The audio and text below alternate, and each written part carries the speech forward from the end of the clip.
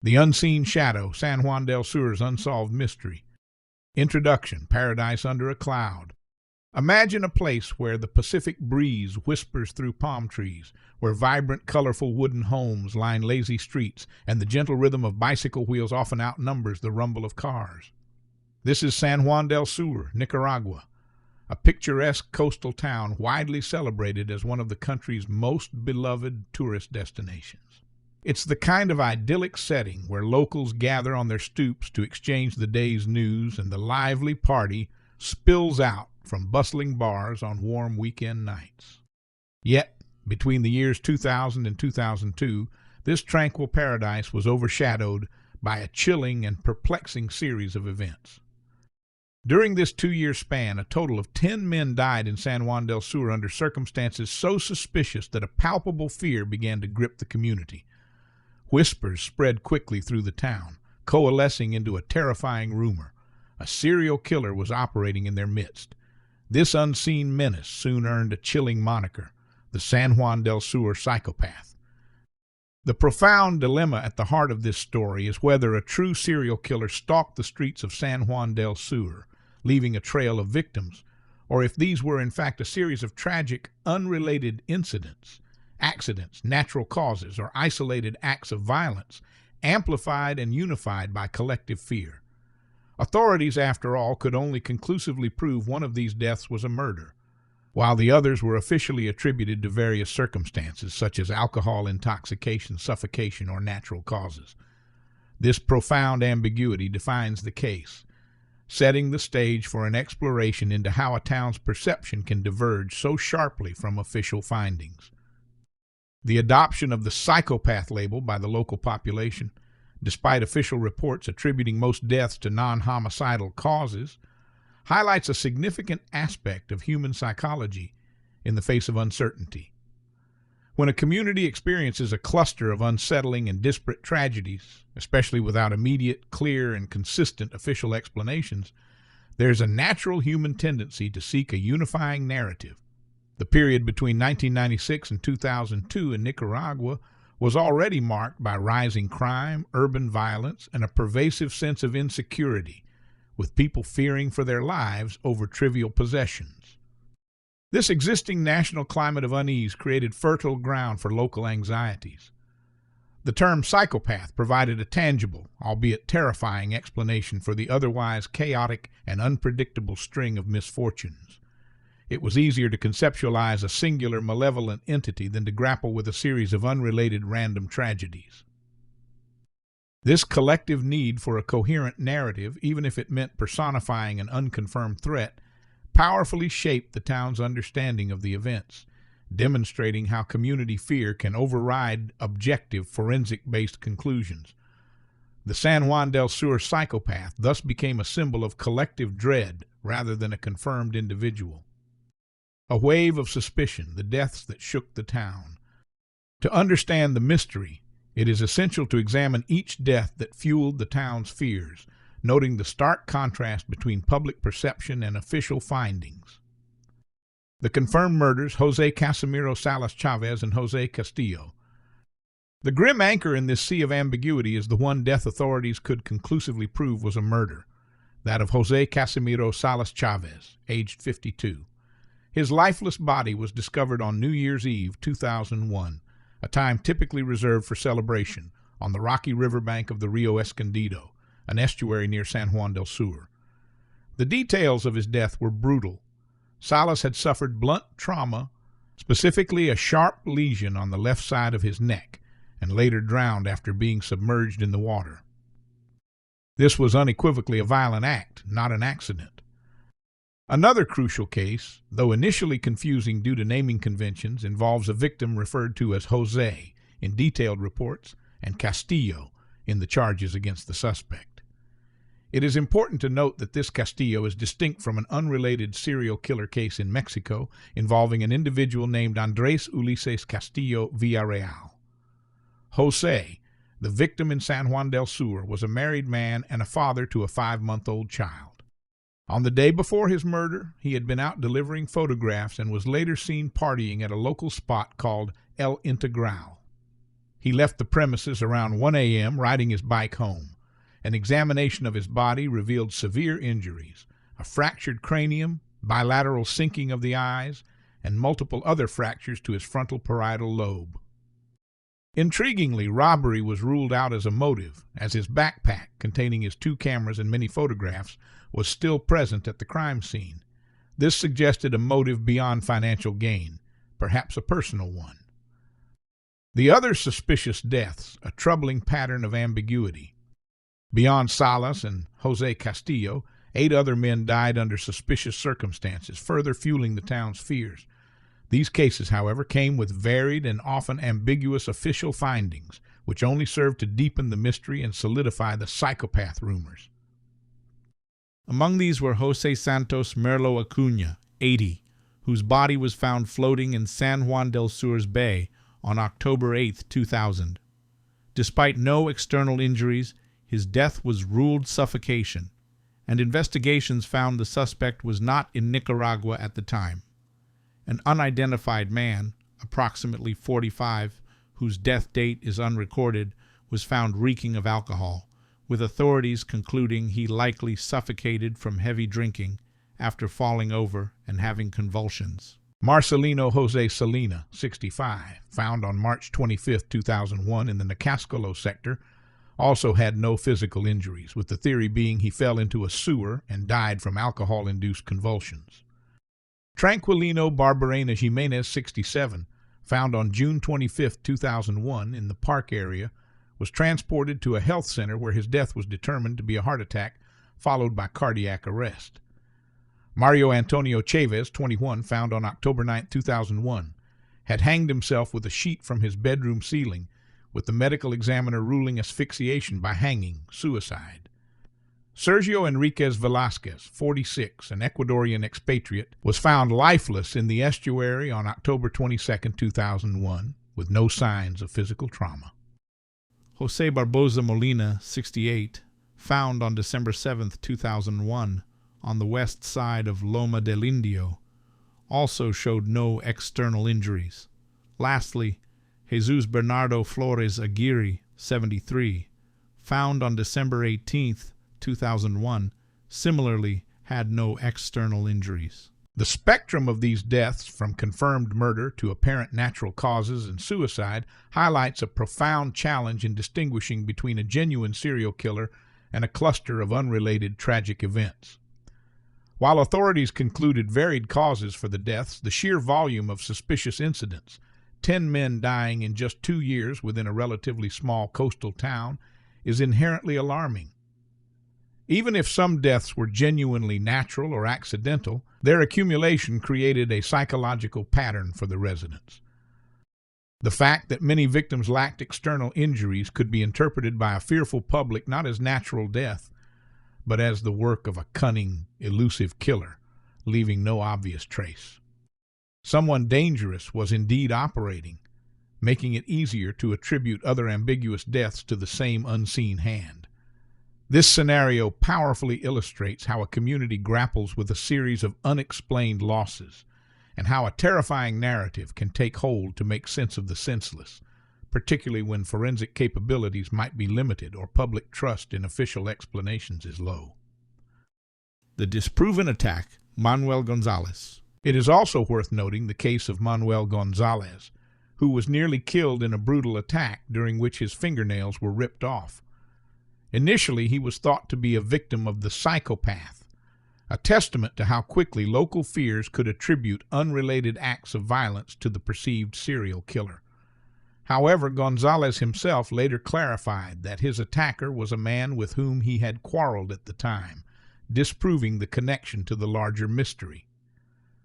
This incident underscores the pervasive anxiety and the tendency to link all violent acts to the dominant narrative of the psychopath. The hunt for a phantom, investigation, and the German suspect. With the mounting body count and the chilling rumors, a palpable fear gripped San Juan del Sur. The local population was convinced a serial killer was at work, and they demanded answers and action from the authorities. This local anxiety was not occurring in isolation.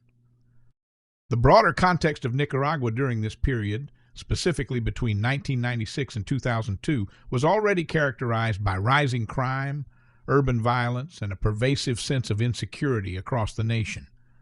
People felt they were living in a state of siege, fearing they could be killed for something as trivial as a watch or a pair of shoes, and there was a widespread feeling that it's impossible to live.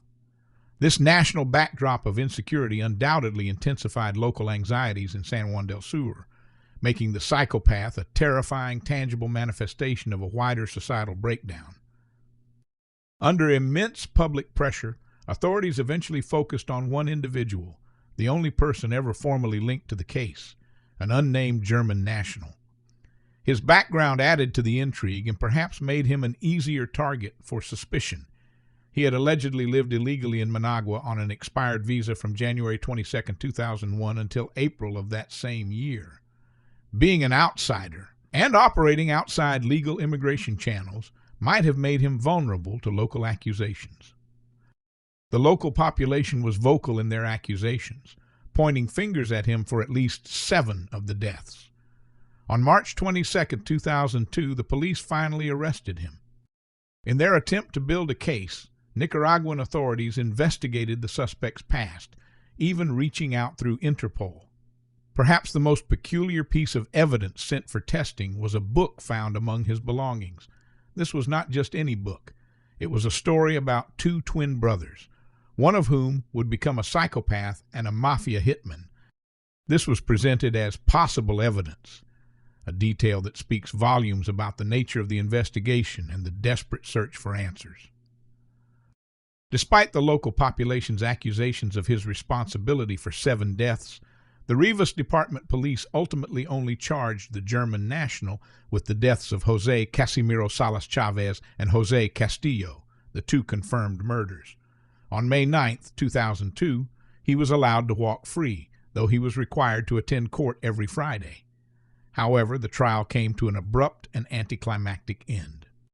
After only a few months, on October 9th, Justice Marianela Paredes dismissed the case. The official reason cited was abandonment of the trial, because none of the prosecuting parties managed to present any substantive evidence against the accused. This dismissal meant the San Juan del Sur psychopath remained officially unapprehended.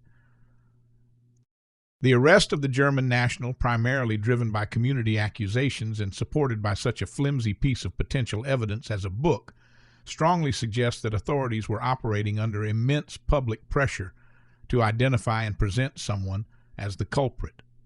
This points to a potential rush to judgment, or a desperate attempt to quell widespread public panic, rather than a meticulous, evidence-driven criminal investigation. The ultimate dismissal of the case, citing abandonment and a lack of substantive evidence, further implies that the initial case against him was built on a shaky foundation, unable to withstand the scrutiny required for a conviction. This aspect of the case serves as a powerful cautionary tale about the dangers of collective fear and how easily public speculation can lead to the targeting and potential scapegoating of individuals, especially those perceived as other or vulnerable. It also highlights potential weaknesses in the Nicaraguan justice system at the time, possibly lacking the resources, forensic capabilities, or independent resolve to conclusively solve complex cases, particularly those with ambiguous causes of death. The system's inability to secure a conviction, despite significant public pressure, ultimately perpetuated the mystery and reinforced the community's lingering sense of vulnerability and distrust in official channels. Lingering shadows, community impact, and unanswered questions. Despite the official dismissals and the lack of a conviction, the events of 2000-2002 left an indelible mark on the community of San Juan del Sur. The persistent rumors of a psychopath and the series of unexplained or ambiguously explained deaths fostered a deep and pervasive sense of insecurity and distrust among residents. This local trauma was set against a backdrop of broader national challenges. The period from 1996 to 2002 was already characterized by rising crime, urban violence, and a pervasive sense of insecurity across Nicaragua. People literally felt they were living in a state of siege, fearing that they could be killed for a watch or a pair of shoes. There was a widespread feeling that it's impossible to live. The San Juan del Sur events, whether the work of a single killer or not, exacerbated this existing anxiety, making the psychopath a terrifying, tangible manifestation of a wider societal breakdown and the general erosion of trust. The core of the mystery remains. No one was ever definitively convicted or held accountable for the deaths attributed to the San Juan del Sur psychopath. The German national was cleared, and the individual responsible for the confirmed murders of Salas and Jose Castillo remains at large, or the cases are simply unresolved in the official record. The lack of legal closure ensures that the fear, suspicion, and the narrative of an unseen killer would persist and perhaps even deepen within the community, becoming a part of its collective identity. The psychopath remains a haunting phantom. Unsolved cases, especially those involving multiple deaths and a terrifying unconfirmed alias, leave a profound and lasting psychological scar on a community. The San Juan del Sur psychopath is not merely a historical event. It transforms into a potent element of the town's collective memory, a cautionary tale, and a perpetual symbol of vulnerability. This enduring mystery can significantly erode public trust in authorities and create a pervasive sense of unease that lingers for years, even decades, after the events themselves. The absence of justice means the threat, real or perceived, is never truly neutralized. It is interesting to note that the use of psychopath as an alias for elusive, unapprehended killers is not unique to San Juan del Sur in Central America. Similar cases exist, such as El Psychopath in Costa Rica, responsible for 19 murders from 1986 to 1996 who was never captured. Another example is the Managua Ripper, an alleged unidentified serial killer from 1889. This suggests a broader regional pattern of mysterious, terrifying figures haunting communities, often without definitive resolution. This recurring motif in the region's true crime landscape might reflect systemic challenges in law enforcement or a cultural tendency to personify unknown threats when official answers are lacking or unsatisfying. This reinforces the idea that the San Juan del Sur psychopath is more than just a single case. It is a reflection of a community's coping mechanism and collective anxiety in the face of profound insecurity and unresolved trauma. San Juan del Sur is and was becoming a popular tourist destination. Tourism impacts specifically of the 2000-2002 psychopath case. It does highlight how later, high-profile crimes, such as the 2007 murder of Doris Ivania Alvarado Jimenez, which involved an expat and led to local resentment and the refrain, "Gringos son asesinos," or "Gringos are murderers," or major political instability like the 2018 crisis, severely impacted the town's image and economy. It can be inferred that even if the 2000-2002 events did not immediately cripple tourism on a global scale, they undoubtedly contributed to an underlying perception of vulnerability and insecurity that would continue to challenge the town's image as a paradise. The local fear and the unresolved nature of these deaths would have been a quiet undercurrent, ready to resurface with any new incident. Conclusion: the unsolved enigma. The story of the San Juan del Sur psychopath remains, to this day, an enigma. It is a haunting tale of a suspected serial killer who terrorized a seemingly idyllic coastal town, a town gripped by profound fear, and a series of deaths that for the most part never found definitive answers or brought anyone to justice. Beyond the chilling statistics and the official reports, it is crucial to remember the human stories behind the headlines. The 10 men whose lives ended tragically and mysteriously were individuals, each with their own families and futures. Regardless of the official cause of death, their passing sparked such profound fear and speculation, highlighting the deep human cost of these unresolved events. The San Juan del Sur psychopath stands as a chilling and unresolved chapter in Nicaragua's history. It serves as a stark reminder of how quickly paradise can be overshadowed by fear, and how some mysteries, despite intense local speculation, a suspect's arrest, and even charges, can remain perpetually unsolved. It is a story that continues to echo in the quiet corners of a vibrant town, a chilling whisper of what might have been, or what might still be, unseen. The psychopath may never have been a single person, but the fear he embodied was very real, and it persists.